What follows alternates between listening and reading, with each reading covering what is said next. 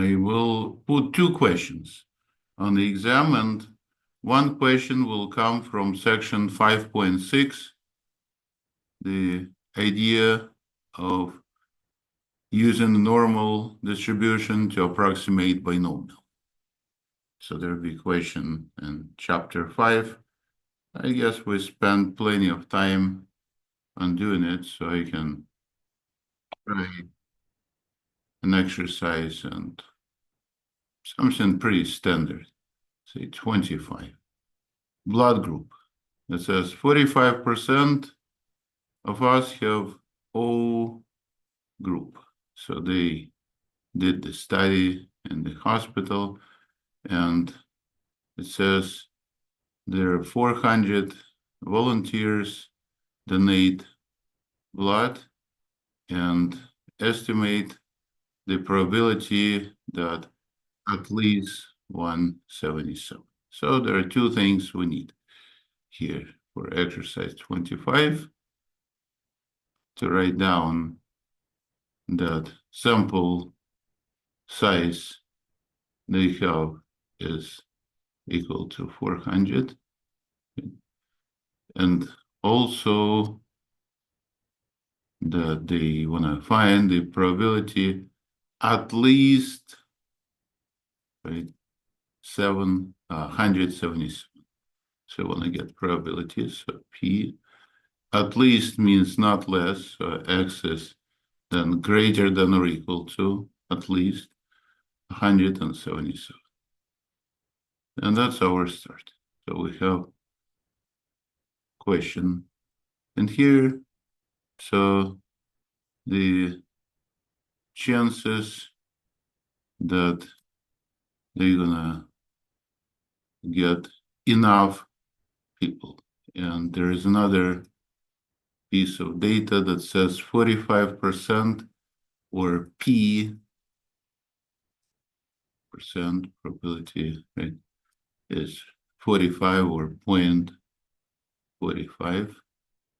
And that's all. We don't have mean, we don't have standard deviation, so we need to find them. So we need to use binomial approximation.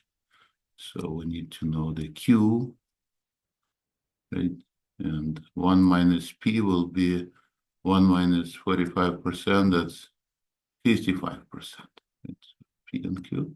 Why we need P and Q? Well, because of mean and standard deviation that are not given to us will be utilized anyways from these two formulas. Binomial distribution has, right? So those two. And that's exactly what you're going to need to do during the exam. So you're going to need to work out the exercise. In fact, I will be emailing it to you tonight. The final you will receive by email, just like you did with midterm. And then you'll have plenty of time over weekend. I hope you'll find an hour. I guess an hour is enough, but you can have plenty of time. So by next Monday to email it to me. I like to get it by next Monday because practice shows there are always things happen and people say, Alice, I need another day, another 2 days. So I will be able to give you more time, because if I give it to you at the very last moment, I won't have more time to give to class. So that's why I try to give exam as early as possible. And yes, I will be, of course, in class on Zoom. But you don't have to be, because if you're already done with the final, then it'd be fine if you don't log into Zoom, because by Tuesday I plan to post your grades on the Brightspace. So I will be around on Monday, of course, and I will be, of course, around on Wednesday next week as well, for just in case if somebody wants to discuss grades, and discuss is usually is being done to improve grades right? So if you want to improve it, we can definitely work on that. That's why we need to have it next Monday. That be the day I declare we have a final. But you already noticed that I was not telling exactly Monday, so if you turn it in early, it's good. You can have it a little later, that's fine. But make sure that we head for Monday, so next Monday, even though I send it to you tonight. So when it says, so technically, Alex, I have it tonight. Well, technically, you can have it tonight. It's up to you. Say I give you time. That's the point. So it's no pressure. Okay. So yeah. So it looks like I will be on Monday on Zoom. But again, in the case you're not understanding the question and want me to clarify something, so I'll be around as usual, and I'll stay on Zoom. And if nobody comes, I'll also go, because just stay on Zoom is fine, but it's Professor, interrupts. Yes. so are you posting the final exam in these few days, or Yes. when are you going to post the final? I will email it to everybody tonight.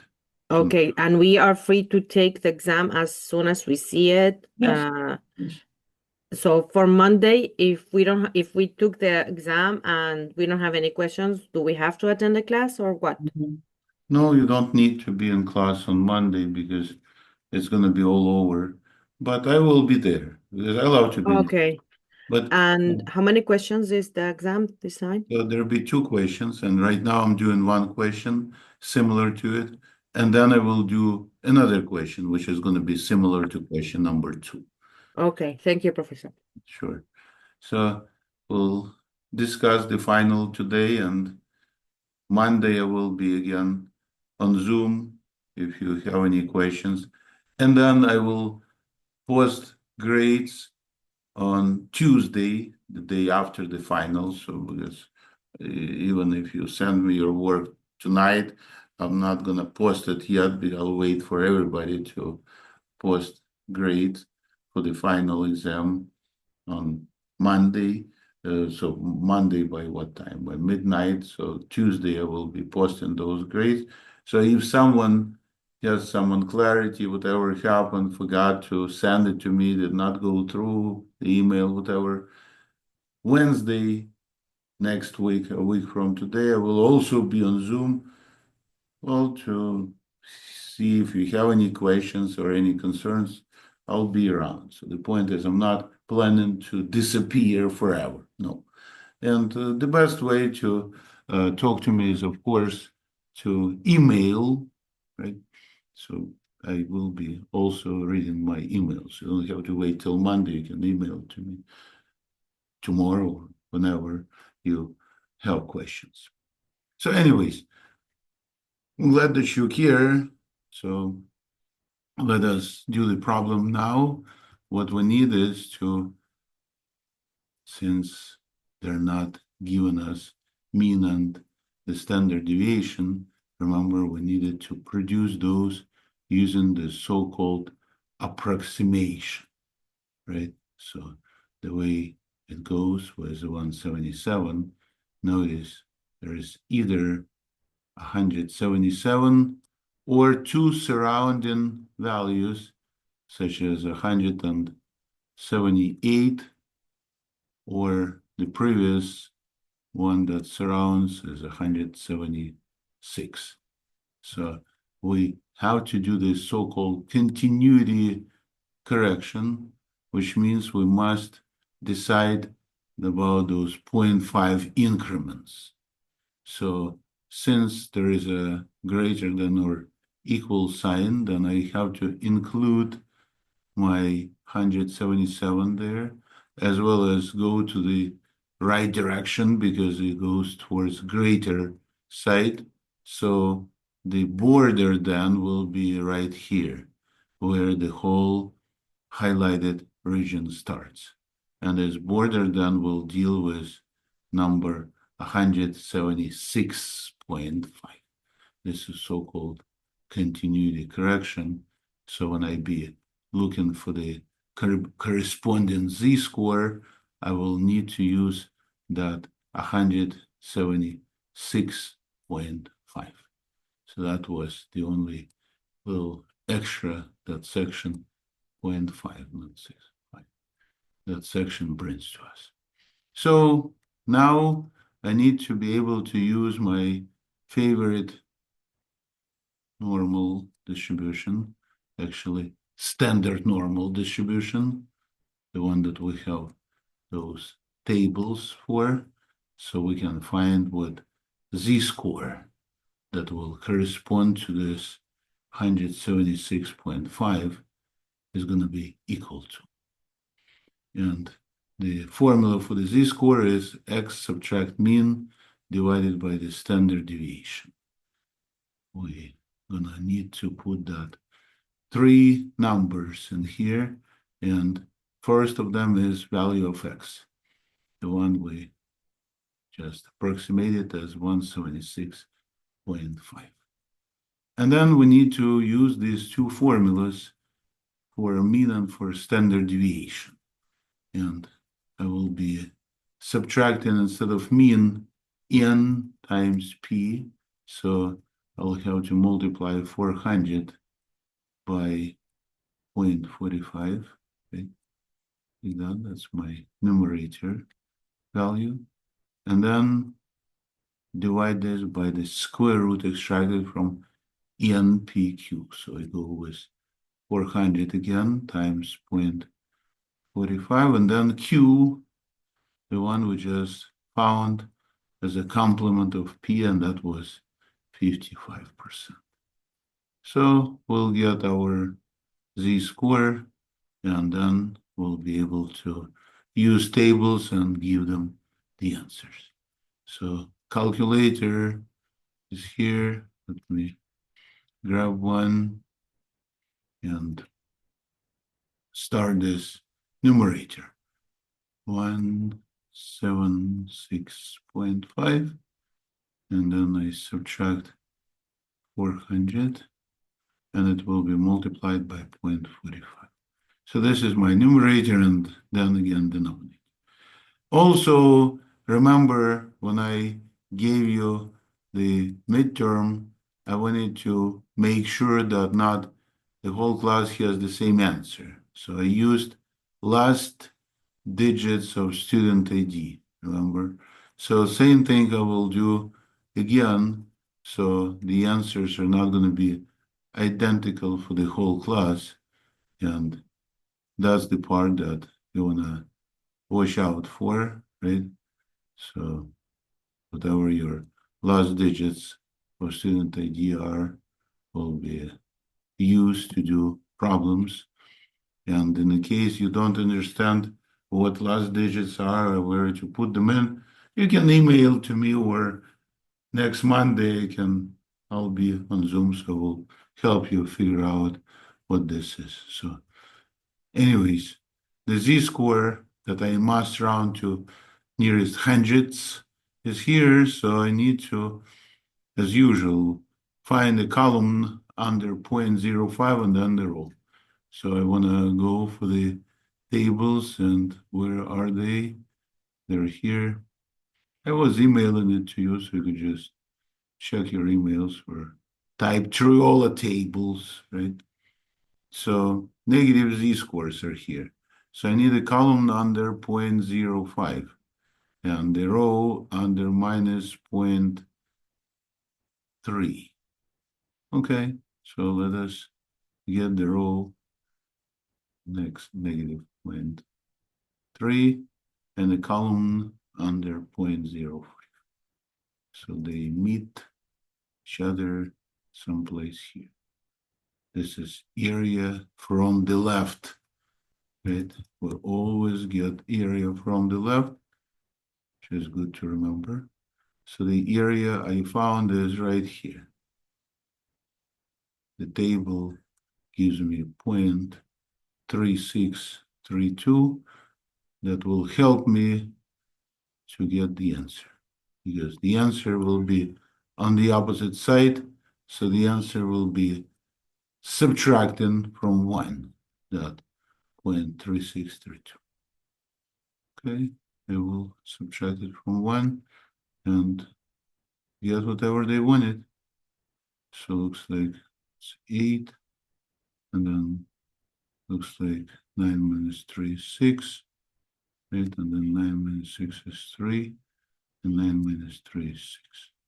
So there is some number produced, and that's the probability that they wanted.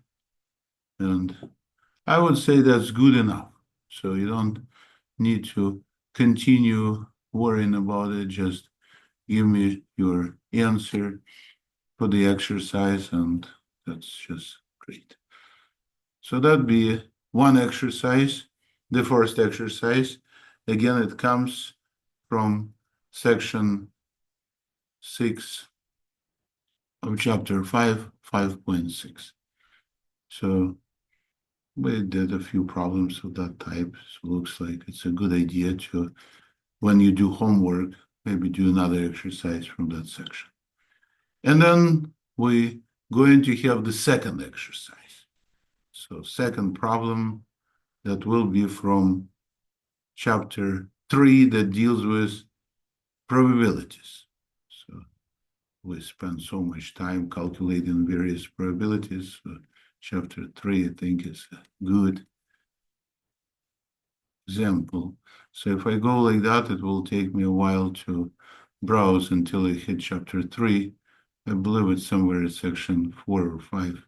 So you could return back to the contents and check out, see which section we're in. So let me do the problem that discusses the cases when you have a repetition of the process. So I think exercise is similar to the one I just highlighted, like number 16, when you have done this process again and again, and means times. When you do it again, means you're gonna be multiplying. So I'll do exercise 16, which is quite standard exercise again.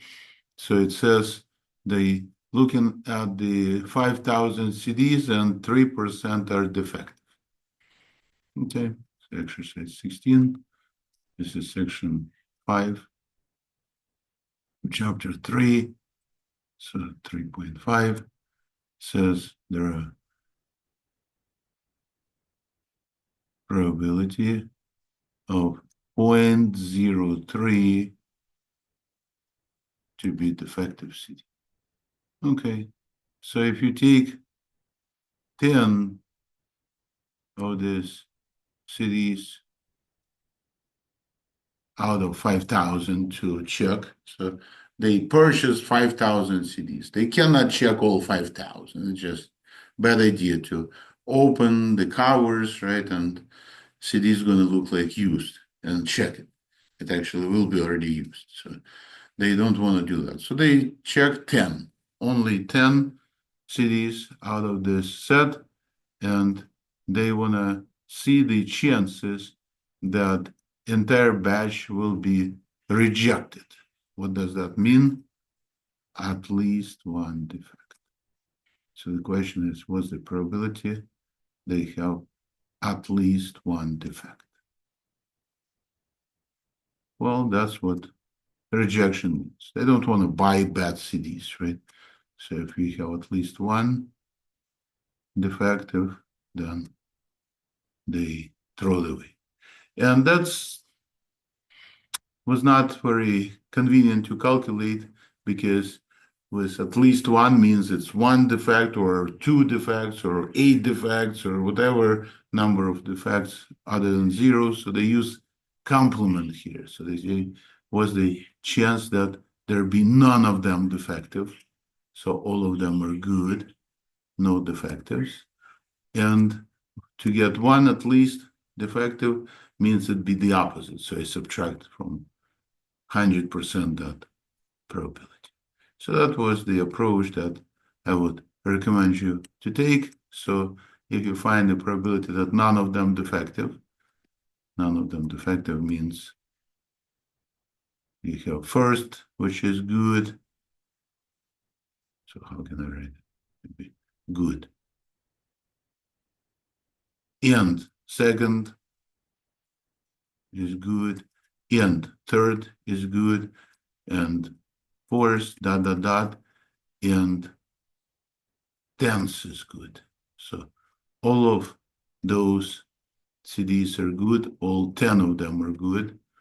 And then I will subtract that product from 1. So the question is, what's the probability to get a good CD? If they say 3% defectives, well, it means that the good CD will be 1 minus that 3%, or 97% of the CDs are going to be good, which means that we have to take 0.97 and multiply it with 97 hundredths and again 10 times. So the power is 10. So I'll go ahead and subtract it from 1. So I'll subtract 0.97. Remember we did this exercise a while ago. From 1. And this will be my answer. So nothing be very special. Everything will be pretty standard. So if the question just came and I just noticed when we're submitting the homework we missed, and you want to exercises like this to complete the assignment, well, when you be submitting the exercises, the homework, it's up to you what you put in it. So you can put this exercise, that'd be good for practice, or you can put whatever. So I told you, I think, 1 problem per lecture. So there was a lecture when we did it. So 1 problem, you like 16, you can just do it. I guess it's a good idea. It is a good practice. So I don't tell you what to do for homework, just ask you to please do whatever you like, right? And some people just copy problems that I do, and some other people like to do something different, and it's up to you. So I'm glad you also like that. So anyways, let me again go for the favorite calculator, right? So let me go for the scientific calculator and put this 1 minus in it and get the answer. So subtract from 1.97. See, the good style will be to make sure you write what you're gonna put in the calculator here first, because it's so easy to miscalculate, right? Sometimes you just put instead of power of 10 times 10 or something, so the answer may not be correct, but since you show work, I will say good, and I will give you full credit. So it's giving you a safety to get the full credit. So show work. Don't be shy, don't panic, don't worry, because we're doing the exercises and maybe it's a good idea to have this recording in front of you while you be taking the final exam. Again, I will email it to you sometime tonight. I'll need to finish up setting it, and in a couple of hours you should be able to get it already. And that way you can start even tonight and to have 1 less final to take out of your way, because next week you'll probably be taking some other finals for your other classes. So you can just take care of this first, and people say, forget about it, right? So once you're done with the final, that's it. People say, I totally forgot all that I learned. I moved on. Now I'm going to learn physics or whatever else you take. So anyways, that's the answer, and that's pretty much all. So I promise you not to give a very long final exam. 2 problems, that's it. Just like for the midterm, 2 problems. So my plan is not to give anything tricky. Everything is very straightforward. If you suspect that I trick somebody or give some hard problem, Monday I will be on Zoom. Just log in as usual in the morning when we start the class and ask. We'll clarify anything you have on your mind, and I guess that'd be the way to go. And in the meantime, have a great weekend and check out your email and take care of that file. Again, you can do it this week or you can do it next week. It is up to you. So I don't tell you when exactly to do that. So have a great day. Thank you. Thank you. Let me stop this recording. If you have anything else, please email it to me. Bye-bye.